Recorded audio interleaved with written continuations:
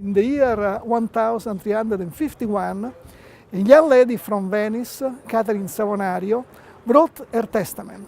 And then the testament was sealed and remained sealed for all these many centuries.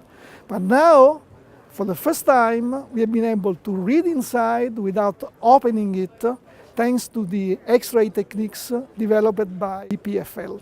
What's new is that it is the first step towards the real use of these techniques for the Archivio di Stato in Venice. A lot of our ancient documents are too fragile to be opened and read. We need a non-invasive technique to read inside them. X-ray machine and X-ray tomography is the solution. Thanks to the use of iron-based ink that was used for more than 1,000 years in Europe, we were able to read the text inside the closed document, a closed book. We started with different samples. This is one of the examples. It's a book, and now we can open it and read it, but we can also see inside using X-rays. Without opening it, we can see all the pages of the book. We moved from a feasibility test to real experiments.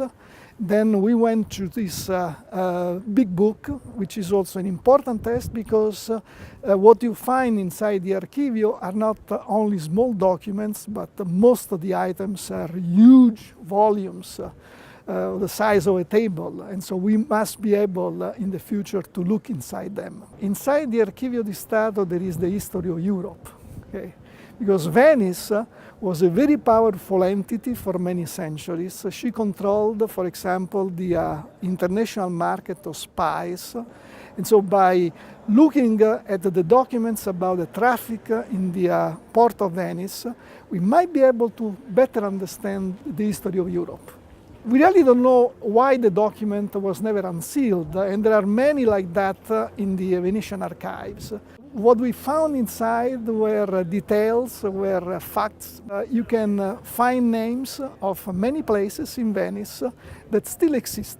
So it is not detached from our time, but it is something that we can still feel like our own story. Now the real challenge is to extract the pages from this tomographic cube and read the single pages, and then we can put to the light all our European history.